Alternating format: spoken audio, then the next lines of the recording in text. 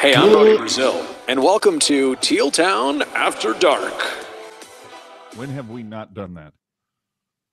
Good evening. It is Sunday night, December 23rd, 2018. Happy holidays, everyone. That won't be a happy holiday for the San Jose Sharks as they lose 4-3 to the Desert Dogs.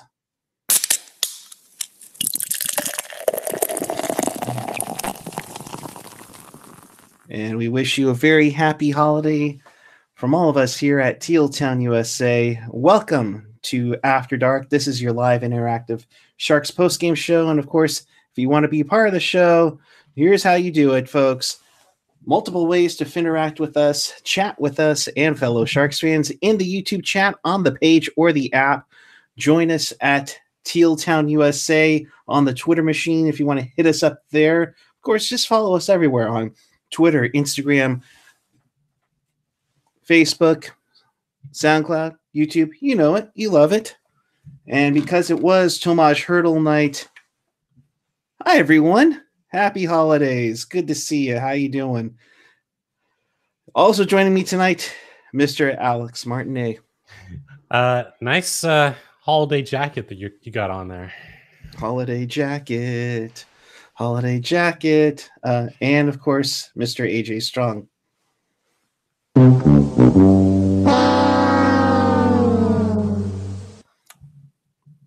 Yeah, that was pretty much it for the Sharks on this night. So if you haven't seen it, there you go. There's your little Hertl bobblehead. So joining in the festive actions there. And let's get going on this chant of Sharks losing in the shootout 4-3 to the Desert Dogs. Thank you very much. Are you rocking anything tonight, Mr. Strong? No, I'm good. Okay. First period, yeah, it was not bad. Of course, what was bad is that Oliver Ekman-Larsson tried to decapitate, Kevin Labank's head.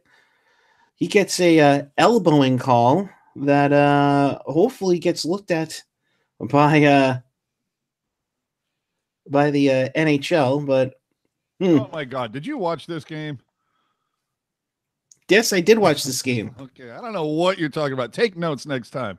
Coming into this one, before the game, Erik Karlsson is suspended for 2 games for that ridiculous hit against Austin Wagner. We do have audio from that, by the way.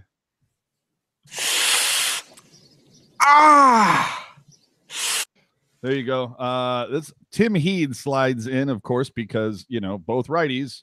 3rd game for the season for him. Dell gets another start. 2nd one versus Arizona.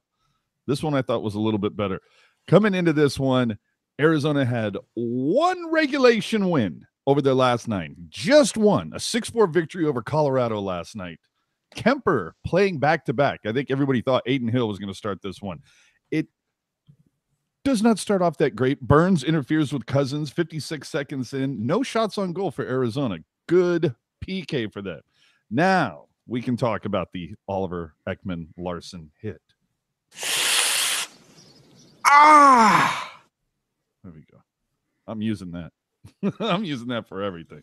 So Labanc gets drilled in the face.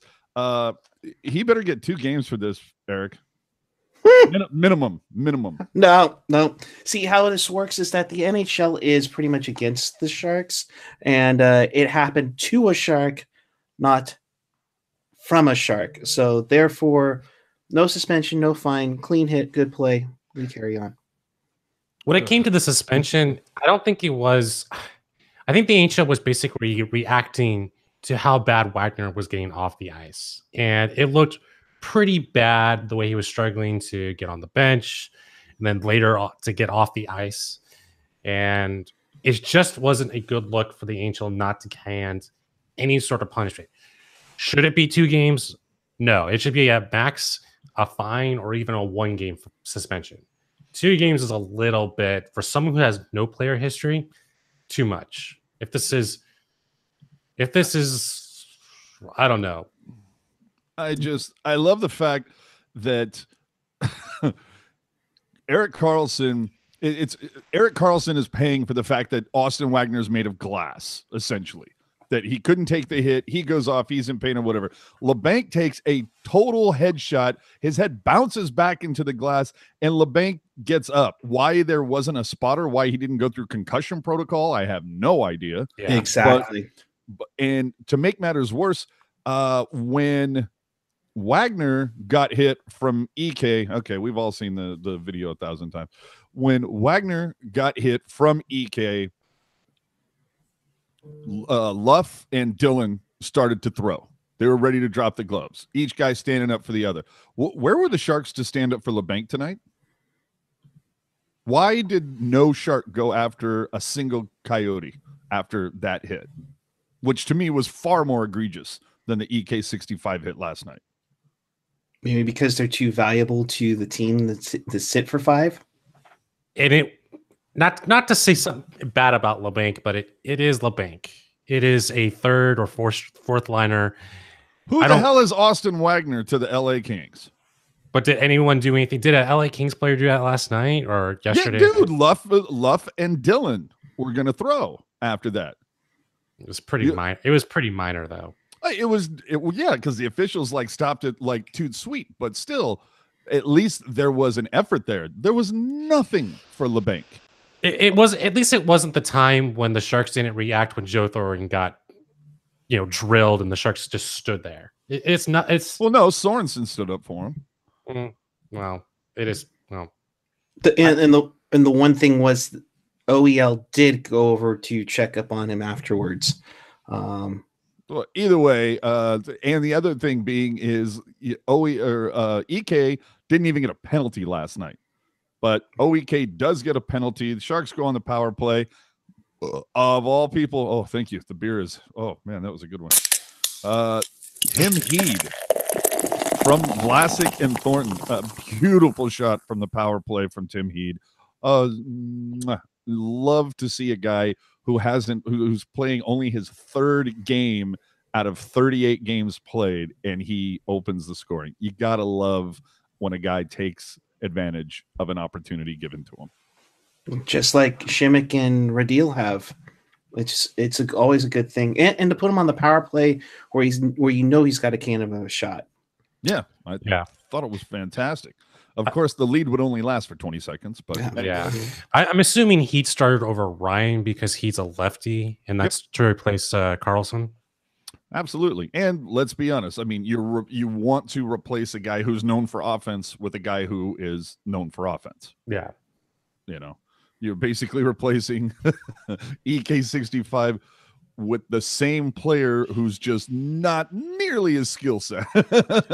So what you're saying is the Sharks don't need Erik Karlsson, but no, I'm not saying that. I'm just. But anywho, it lasted for a whopping 20 seconds. Galchenyuk would get his first one tonight from Keller. And you kind of go, oh, it's going to be another one of these games, isn't it?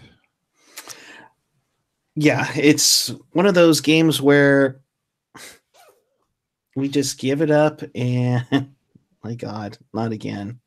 I mean, seriously, we've seen this happen how many times this season alone? Like we see in the chat, Jerry F. What is up with Vlasic this year? He generated all 3 goals against. I mean, and a good point from James Abel. Why are we blaming the losses on the officials? 2 games they should have won. Yes. Well, I'm not blaming the losses on the officials. No, not at all. Well, who the hell's blaming losses on the officials? Anyway, but so that lead lasted for 20 seconds. 2 minutes later, Hammer would high stick Jumbo, and a power play that scored just 2 minutes earlier. I don't think there was a shot on goal. The power play looked horrible. It didn't look versus LA horrible, but it looked pretty bad. And that's the way the first period would end. Faceoffs would be 50-50. Shots on goal are almost dead even. Arizona 11, Sharks 10. I mean, after the first period, you had to think, well, look, both teams played yesterday, but San Jose should have the advantage because they're at home. Yeah, they're playing 3 and 4, but they've all been at home. You got no reason not to empty the tank, and you should probably be pissed off that you haven't won your previous 2 games when you were right in it with Winnipeg and you just crapped the bed versus LA. I was expecting a huge bounce back tonight, regardless of EK65. And the thing that was annoying to me is I don't know if it was Brody and Curtis on the pregame or if it was Randy, but I just remember hearing a lot of like, they were like, oh my God, what are the Sharks going to be able to do now that without EK65 for 2 games? They won a lot of games last season with essentially the same lineup as tonight. Yeah, nothing's really changed except you have Jumbo on with Kane, on the same roster at least. Even at times they were playing together once PDB started getting into the line blender, for crying out loud.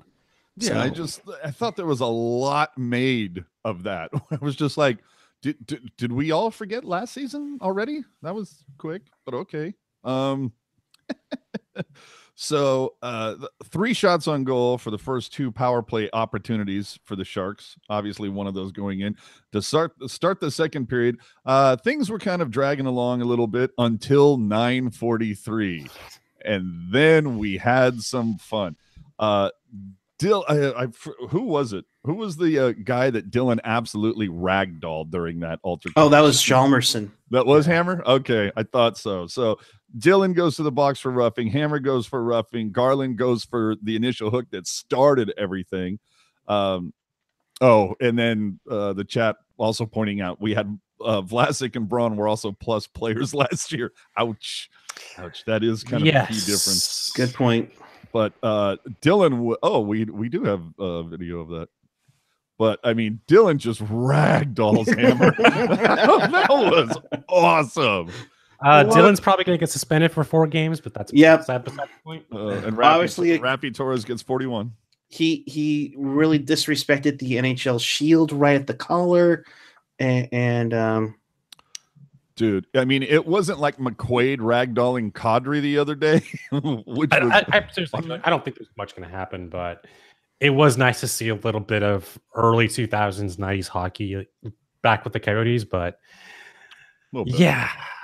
But 47 seconds after the Sharks get a power play, LeBanc would hook Stepan, so that negates the power play. Then just 31 seconds after that, Pavelski would slash Ekman Larson. The fact that they called that a slash, that was like such a love tap, and I thought Ekman Larson should have gotten an Oscar for that, or at least an Olympic medal for that dive. Well, I think he's going for a Golden Globe right now for sure for that one. So, but you know what, AJ, he shouldn't have been in there because he should have been out of the game for such an egregious hit. Yeah. I saying. I would concur with that. But, so the Sharks go from a 5-on-4 to being down 4-on-3.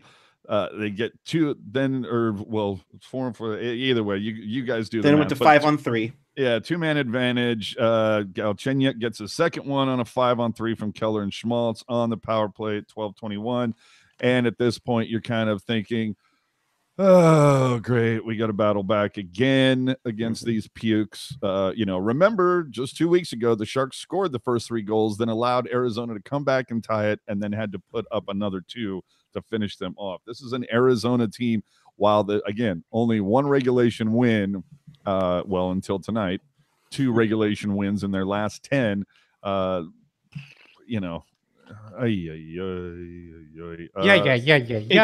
It's scary to think that you lose to LA.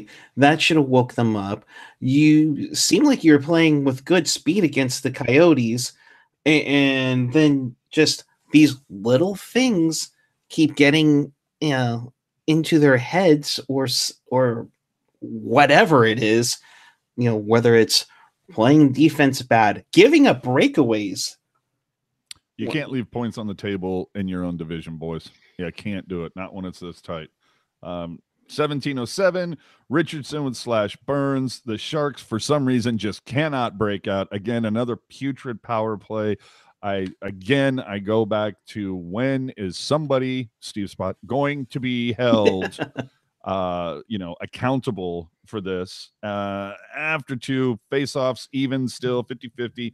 Shots on goal, another trend that I'm not enjoying. If you look over the last, 20 games, I think the Sharks have won the shot clock on the second period maybe 3 times. This one, Arizona 10, San Jose 6.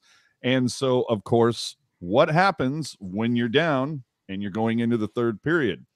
You dive into the cupboard and break out the line blender. So we see Kane out there. They put Hertl at the pivot again with LeBanc. Then you see Pavs out there with Jumbo and Sorensen, Meyer with Couture, and Lucas Radil.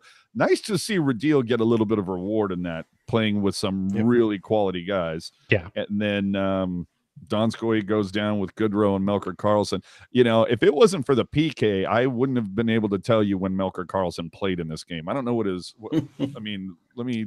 Melker had 942, and then he was 223 on the PK. And what stands out even more is Donskoy at barely cracking 8 minutes, low man on the totem pole. It wouldn't surprise me if once EK is back, maybe you call somebody. What? Obviously, Heeds. Who came up was Chartier, right? Yeah. So Chartier just comes up. EK comes back. So Chartier will go back down. Who else is up with the guys right now? Did they call Suomela? No, Suomela's he's with the Kuhre still. Yeah. There was Ryan's with the Sharks, but he's scratched all the time. Yeah, it's usually Ryan, Heed, and then a combination of either Chartier, Suomela, whoever. So I'm just, I'm just kind of wondering. Relic still down. Okay. You can't. Yeah. I'd like to. It's just what I was about to say, Marty. Is when does Perron get a chance or something? I mean, somebody to get a look over Donskoy. Again, somebody needs to feign injury so we can call up a Barracuda player. Right now, the best thing Donskoy has going for him is his contract is really cheap on both sides. I think it's 2 years. Well, you get what you pay for right now.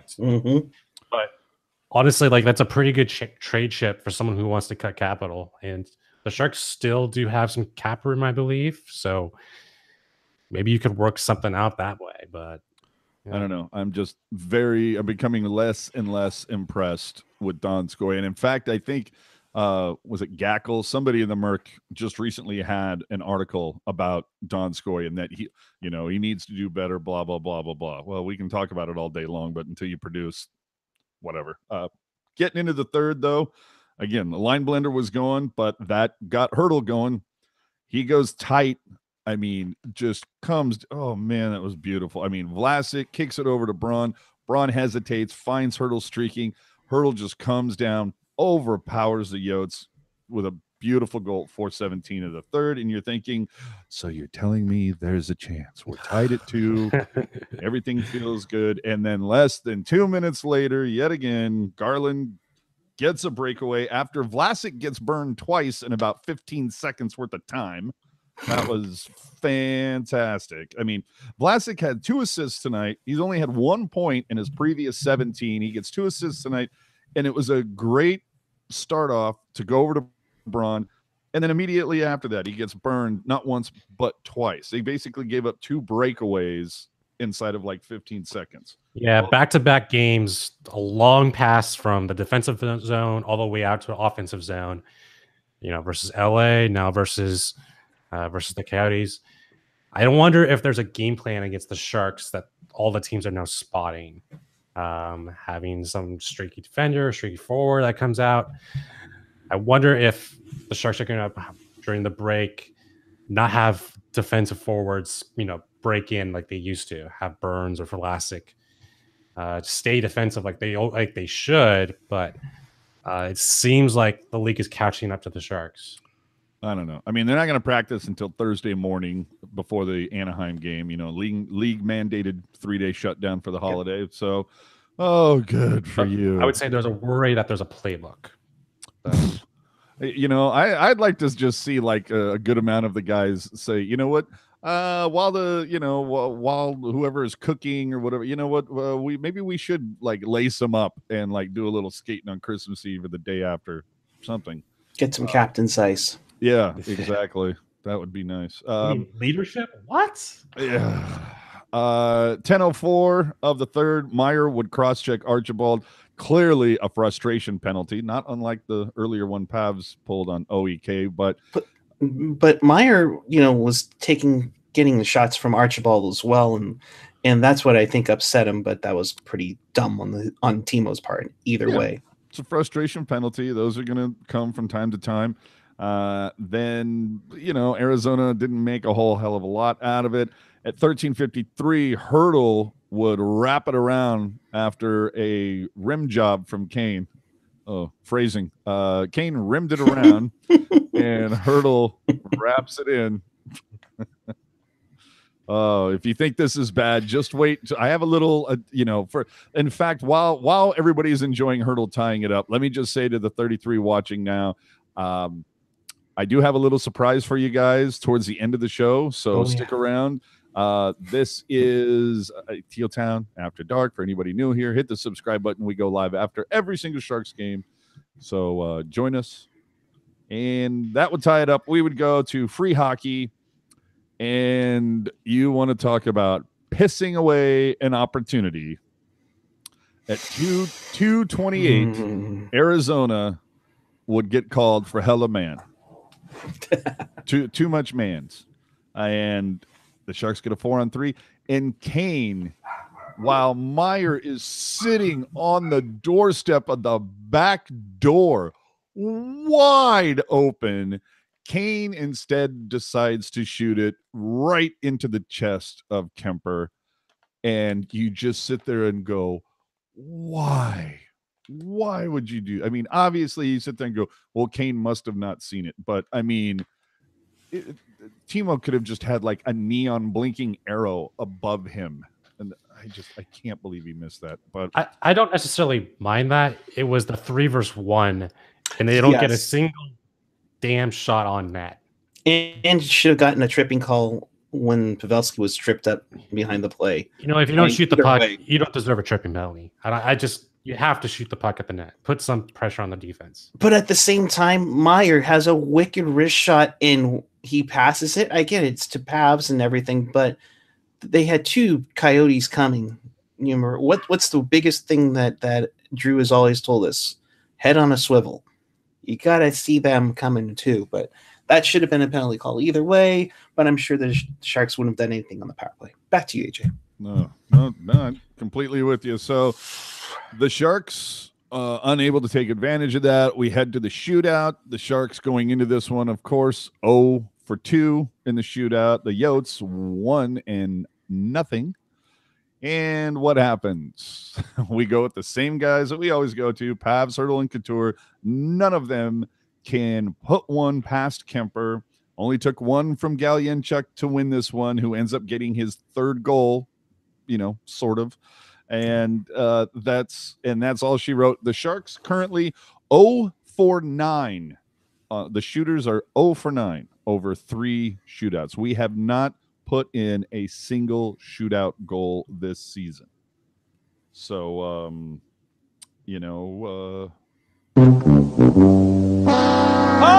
good for you. That's not the way you want to roll. So, that's the way this one would shake out. Yep. Now I guess we can kind of get into the Ekman Larson. Oh my God, dude! I still can't believe that I can't believe he didn't get tossed for that. I can. What was I saying? Play the Sharks. Oh, Galchenyuk instead of Galchenyuk. Sorry, yuck. Yeah, okay, whatever. Yeah, who cares? I'm just so don't care. I was so happy, I was like, oh, tomorrow's Christmas Eve, and the Shark, I don't want to call this a trap game by any stretch, but it was. How about a trap weekend? How about that? dude. And you can't leave points on the table. You got 3 more against Pacific Division rivals, and these are not the bottom dwellers of the division like you just played. You got Anaheim on Thursday. You got Edmonton on Saturday. When did they play Calgary? New Year's Eve. Yeah, so next Sunday. I mean, guys, I mean, you don't have any padding with you right now in where you sit in the West, or the Pacific for that matter. I mean, come on. Right now, at least, almost to the halfway point here. Get your head out of your butt and let's go. Right now, the Sharks are pretenders, because if the Sharks are out of the playoff spot by 3 points, they should look back on this weekend and say we should have won both of these games and had a 1-point cushion heading into the final 2 games of the season. I mean, playoffs. Don't talk about playoffs. We can talk about them all we want. All right. What else is there to say? We should have won these games 2-0, not given away extra points or taken 2 out of the 4. This is kind of garbage. Yeah, should have won 2 out of the last 3 minimum. Because they hung with Winnipeg. Absolutely. Yeah. So and it's and this is just like what I tweeted out a few days ago, that I couldn't get too down on the Winnipeg loss. They had played well, but it was conversely, I couldn't get too up for the 5-game win streak because they weren't beating anybody significant. And here you go again. Now it's not the case of you can't even beat guys that are insignificant at this point. And that's the thing. You mentioned it yourself on After Dark, and I think even when we went off the air, who are the teams that they won on the 5-game winning streak? And then you had a great effort against Winnipeg. Definitely give you that. But then you have a dud against LA, and then you have a dud against the Coyotes. You got off to horrible starts in both of them. You gave up a power play goal to Kovalchuk. You start a minute into the game by having Burns take a penalty off right off the get-go. It's like, come on, guys. All right. Get your heads right on there right now. Felix is saying it's frustrating, but let's not burn everything down. We're not saying burn everything down, but we reached the halfway. Game 41 is on New Year's. You're officially at the halfway point. If you don't have some consistency by then, I mean, even Couture mentioned it after game 26. I'll never forget, because he said, does it take a little time to jive? He goes, yeah, it takes some time. It doesn't take 26 games. We're at almost 41 games, and we're still not seeing some consistency. If you run the table and you beat the crap out of Arizona, in LA, in Chicago, and the bottom feeders of the league, and then you struggle against the Nashvilles and the Winnipegs and the Calgarys or whatever, at least you can look at that and say, hey, the Sharks are getting burned by better teams.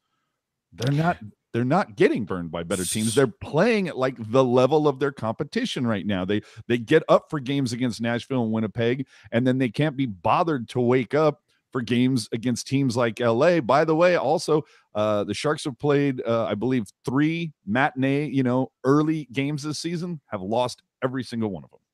That's not surprising. Yeah. So during that 5-game winning streak, the Sharks beat Coyotes, Devils, Stars, Blackhawks, and the Wild. I don't think any of those teams are going to make the playoffs. Exactly my point. Every Dallas one of those, maybe, but that's a stretch. Yeah. The only team out of that group that the Sharks beat that had a winning record was Montreal, and they had a winning record by 1 game.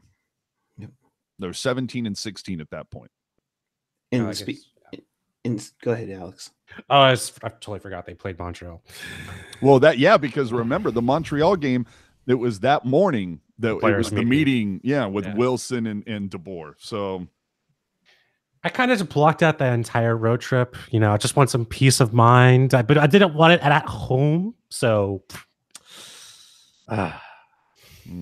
Yeah, in Chris saying in the chat, gifted that W against Chicago if you ignore that they stomped them in puck possession after the first 10 minutes. Yeah, that Chicago game also got to a craptacular start, being down 2-0.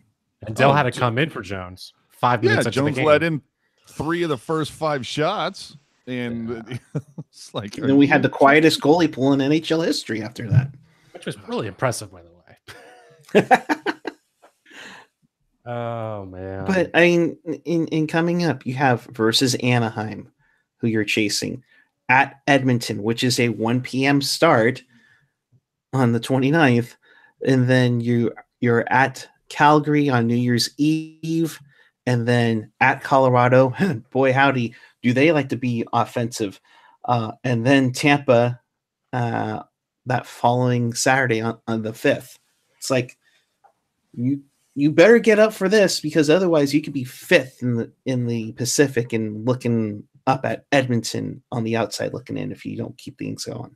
Yeah. I mean, at least we get another shot at LA relatively quickly, but again, it's we're hitting the 41 mark here in a minute, boys, and it's time to find some consistency. So I don't know. I feel like we've sufficiently beaten this into the ground. Anaheim is bizarre, to say the least. We'll see what happens with them. Again, if you watch this show for any length of time, you know that we refer to them as the Anaheim Gibsons. So you could say they're better coached than the San Jose Sharks right now. I think you just did say it. What do you think I was trying to do? Puck possession swung after Chicago's star goalie was injured, and San Jose yanked their goalie. Go figure. Yeah, it's true. Who got run? Oh no! Oh yeah, they weren't able to Cam Ward this bitch. Yeah. Steve Cropper. Speaking of consistency, NHL better hand out another suspension. Yeah. Felix, what's more inconsistent? The Sharks or the Department of Player Safety? Two things can be equally true. Yes. I think Cam Ward has a better save percentage than Martin Jones at this point. I think Alex Stalock has a better save percentage. No, that's being offensive to Martin Jones. I'm just saying. And James Abel making the point, when you combine the losses 19-19, your record is what your record is. Yeah. Mm-hmm. Yeah. It's not great. It's not great. It's a better save percentage than Jones. All right. That includes Niemi, right, Chris? But yeah. All right. All right. So I'm done.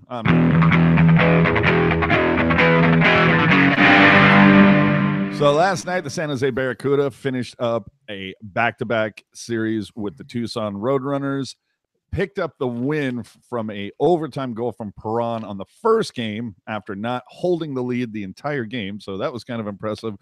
Unfortunately, the boys did fall last night 4-3. Not able, Bebo just not able to make that one save you really, really wanted. However, San Jose Barracuda do maintain the lead by 2 points over the Tucson Roadrunners. So that was a pretty significant little back-to-back stand at home. And for those of you who got the McCarthy and Thornton bobbleheads, just saying. Oh, good for you. I'm looking for you on eBay. Let's see here. The Barracuda get back into it 2 days after Christmas, the 27th versus the Colorado Eagles, then hosting the San Diego Gulls on the 30th, and then they, like the Sharks, will be playing a quote-unquote hot team on New Year's. How funny is that weird scheduling quirk? The Sharks are at Calgary versus the Flames, and the Barracuda on New Year at the Heat versus Stockton. So one of those funny little scheduling quirks. And in fact, I was going to say, God, did they both start at the same time? No, the Barracuda start at 5, the Sharks start at 6. So anyway, that's where we are with that.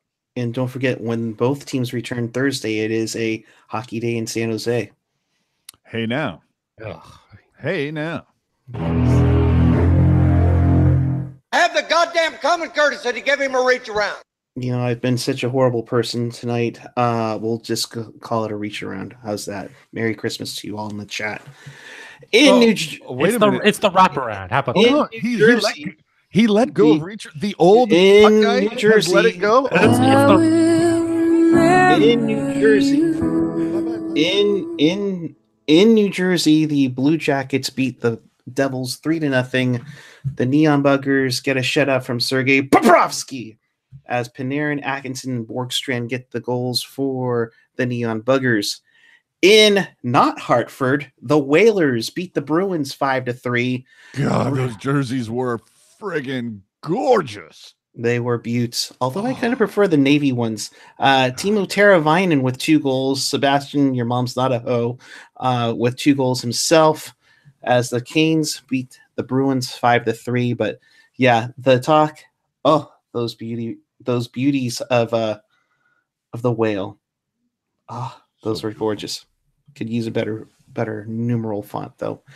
In Chicago, Panthers 6, Blackhawks 3. Once again, unable to Cam Ward that bitch. Former Shark Mike Hoffman with his 17th of the season. Boy, we could use him right now. Former Shark James Reimer with the win as Cam Ward cannot Cam Ward this bitch, but DeBrincat with his 17th on the season for Chicago. In a shootout, the Flyers beat the what? Dude, Rob Humphrey. That guy should be in a better mood. He won 13 cents playing some game on his phone earlier. Yes, I won HQ words earlier. In taxes, they're just going to take 70% of that. I don't know, right? So what, I'll be left with like 4 cents. That'd be awesome. In MSG, the Flyers beat the Rangers 3-2 in a shootout.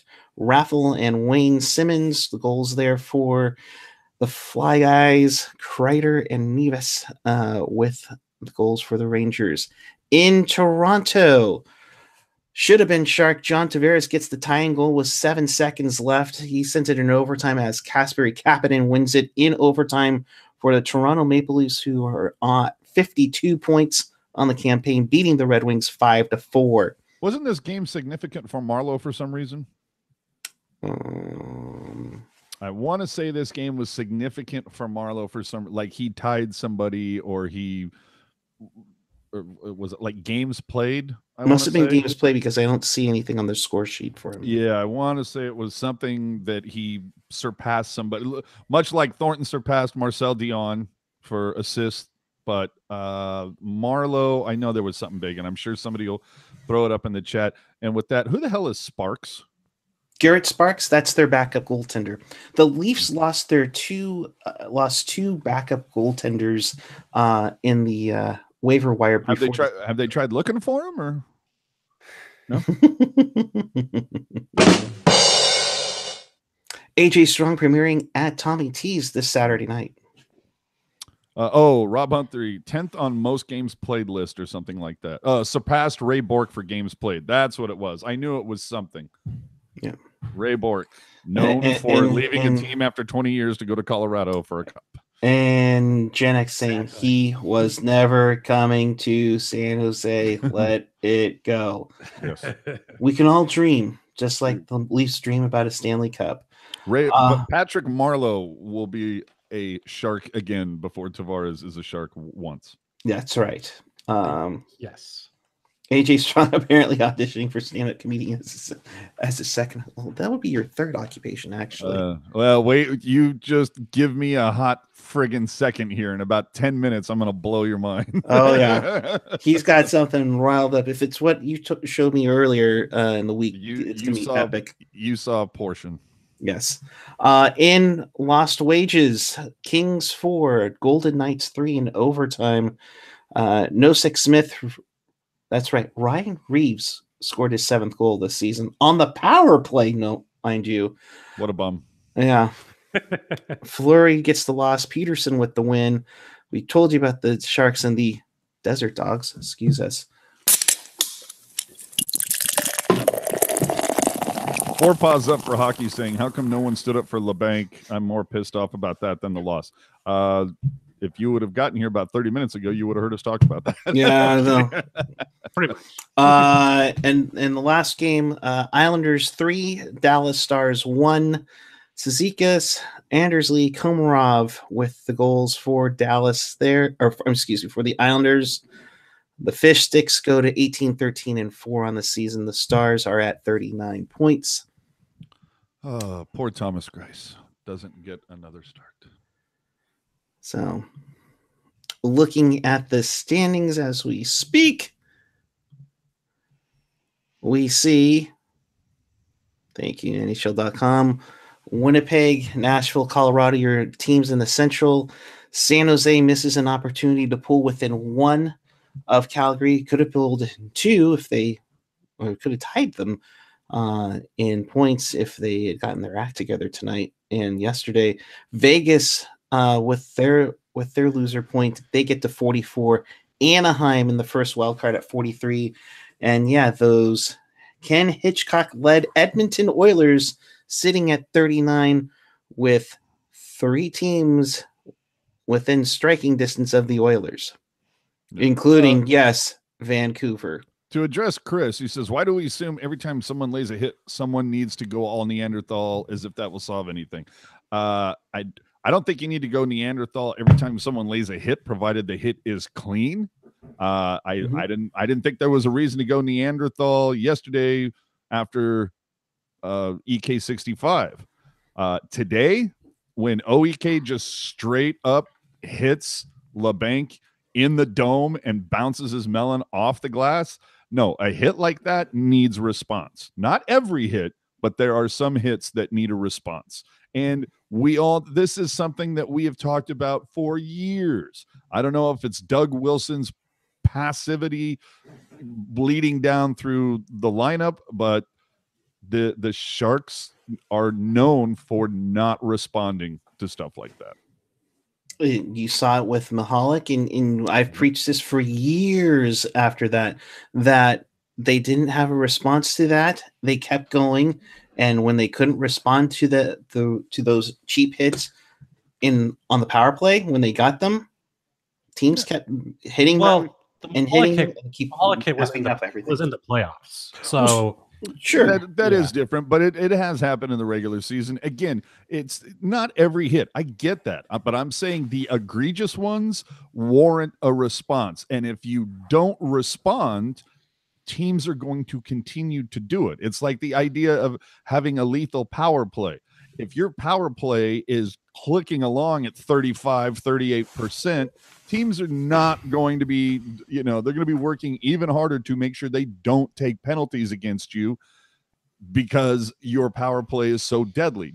Conversely, when you've got a penalty kill that is killing it, you might play on the edge a little bit more, knowing that you're having that confidence that you're going to be able to kill any penalty you might take. Yeah, but the Erik Karlsson hit was at best 50-50. And judging by the reaction from the Kings bench, they were just playing. They didn't think it was that egregious. And the LeBanc hit was far, it looked more dangerous compared to what happened with the Karlsson hit, Wagner hit.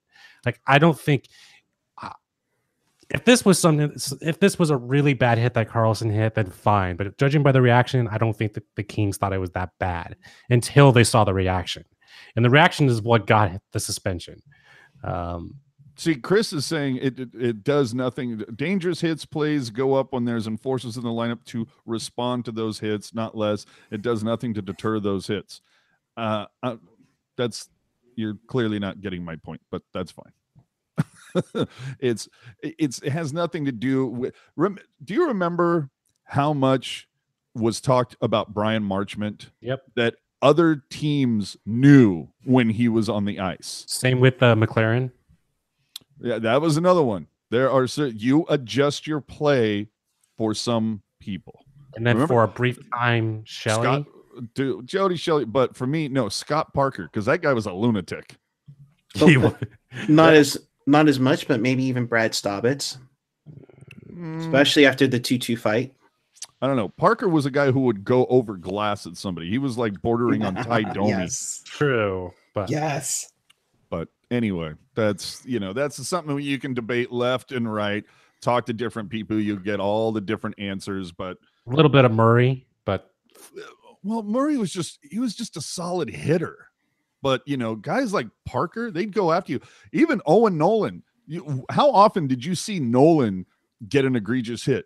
Because you knew that Nolan would turn around and beat the crap out of you. We all saw what he did to Jason Marshall. Yeah, and he got subsequently lambasted on in Canadian hockey media because they kept replaying it for a week and then come down with that 11-game suspension that ruined the Sharks' 2001 season because, Either way, it's it's the freaking tin cap going. I'm just saying, there's certain guys that have a reputation that maybe it makes you alter your game slightly. Yep. So, Chloe, even for that matter, but not as much. Not sure. No way. Mm-mm. All right. So I think it's time to wrap up here, boys. We'll see you after Anaheim. But it is the holidays, right? AJ, by all means. Everybody gather around, will you? Unfortunately, I don't have any background music. I should have like some Nutcracker stuff going on or whatever. But I want to read to you from the book of Teal on this holiday season. Are you ready? Yes. Light the fire, dim the lights. Light the fire, dim the lights, because here we go. While I slightly adjust my fonts. Okay. 'Twas the night before Christmas, when all through the house not a creature was stirring, not even Mike Hoffman's spouse. The stockings were hung by the chimney with care, in hopes that Ryan Getzlaf could one day grow hair. The children were nestled all snug in their beds, while visions of Gritty scared even the dead. Sharky in a kerchief, and I in my cap. This one should be easy. Oh man, it's a trap. I turn on my TV, and wow, what a clatter. This ain't the right game. What's this beer batter? With my remote, I switch channels in a flash. Hey, Vancouver's still diving. Watch out for the splash. The Isles were told Tavares wouldn't go, but knew when he did, they just blamed Garth Snow. The Jets from Winnipeg weren't at the rink, likely missed an email since their Wi-Fi just stinks. And if you Ubered to the game, keep your voice low. The Senators rated this driver 1 star or below. Hey, what to my wondering eyes have appeared but my sweet mini fridge fully stocked with new beer. This game is so fun, so lively and quick, but again and again, they missed the high stick. Come on, make a call. These refs are to blame. I screamed and shouted and called them by name. Go Logan and Timo, go Hertl. Hey, Vlasic, call him a fuckface again. That was classic. This team is on fire. You can see all the sparks. Let's talk about this on Teal Town After Dark. And get on the chat. Turn up the sound.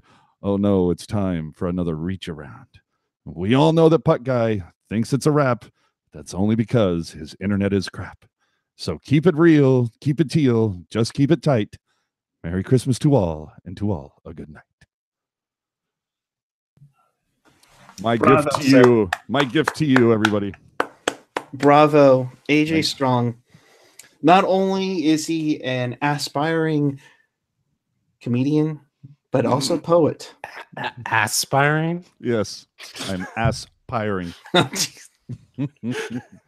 Just in case you need one more gift to make fun of me. But hey, well, what else am I here Look for? at this. I got standing ovations. Thank you. Thank you. I worked hard on that. Took me about almost 30 minutes to pull that off. Aspirating. Yes, I knew. I saw that coming. Oh God. Why do I even talk anymore, AJ? Seriously. Man, oh man. Oh my God, who the hell cares? Yes. In case you missed any of this or you want to listen to AJ stuff again. If you enjoyed that, give us a thumbs up on this video. Yeah, share Jessica. Share it with a friend. You can find the timestamp and just share it with a friend. You can catch that and everything else that we do on tealtownusa.com or your favorite podcatcher, whether it's iTunes, Google Play, SoundCloud, Stitcher, TuneIn Radio. Of course, smash that subscribe button. Give us a thumbs up when you like it. Looking at you, Jessica. In the chat, who always plays a dislike. With that, final thoughts and where the people can find you. We'll start with the Yule log from Al Martin. Hey, Merry Christmas to all. It's a tough loss, but hopefully the Sharks turn around against the Ducks pretty soon. But I'll just leave it off. If you want to find me on Twitter, talk some hockey, Al Martin, it's in the description. Yeah, Merry Christmas to all, and I'll see you maybe in the new year. Who knows? But Merry Christmas all. Mr. AJ Strong with that epic performance as always tonight. Gen X laying his own out there, and as if summoned to provide banal prattle. Probably should say pratter. Pierre interrupts and says, Shattuck St. Mary's is that kid's alma mater.